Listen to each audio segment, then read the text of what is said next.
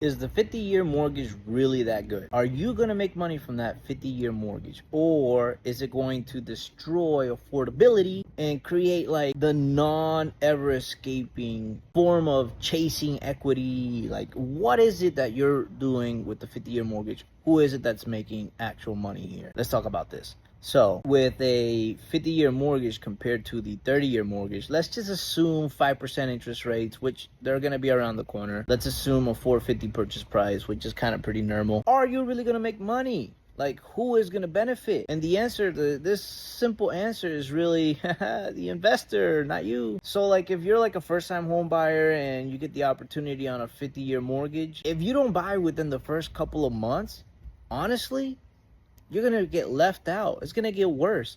Because if you're making $3,000 a month, whatever, right? And you can qualify on a mortgage on $3,000 a month, it doesn't matter if it's going to be 30 years or 50 years. You're always going to be based on a percentage. So when you're looking at purchase price itself, you go from a 30-year to a 50-year, and on a 450 purchase price, 5% interest, you're really only saving like $400, right? So when everybody starts to flood the market because they're going to be saving $400, you're going to increase the loan amount by $400, right? Whatever that is. It could be another 80,000, it could be 120,000, whatever $400 is. So who really wins? And it's those who already purchased before. When you have a loan at a 30-year, but you already own it, and you're refinancing it to a 50-year, you're gonna come out ahead. You can cash out, you could refinance, save the $400, and everybody else is gonna be screwed. So like, the 50-year mortgage is like the worst idea ever. What they need to be doing is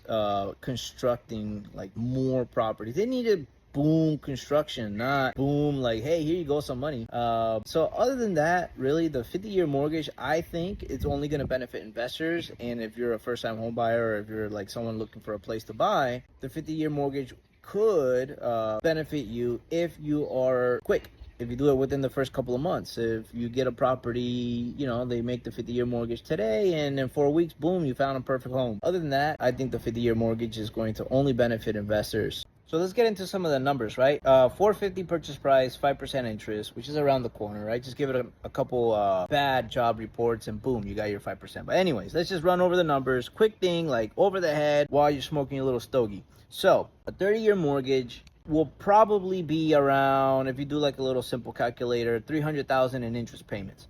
But a 50-year mortgage, it's going to be like $750,000 interest payment over the loan, over the loan of the life. So is it really that good? If you're an investor and someone else is paying for it, like a renter, then sure, yeah, it's great, give me a 100-year mortgage. But if you're someone who has to work for the money, is it really that good? Every time you hear a politician say they want to make housing more affordable, what they're really saying is they want the housing prices to go down, but they don't know how to do that. The only way you do that is by constructing. You want to like construct, over construct. Look at what happened in Cape Coral, right? Housing are coming down because they built too many. Look at what happened in Texas. Housing's coming down because they built too many. If you look at California, where you can't build and they're making so many red tapes and whatever, housing is going up. It's expensive. So like, if you really want housing affordability, you build more. The giving out money is like, it's childish. Like, we already went through 2020. Like, why are we gonna do it again? It makes no sense. And don't get me started on like other fees. Who's gonna, like, realtors are gonna love this, right? Prices go up. A bunch of demand happens out of nowhere. Whoo, wee, making some money. But who's gonna get, stuck with the jiffy? The person buying it, because now taxes are gonna go up, fees are gonna go up,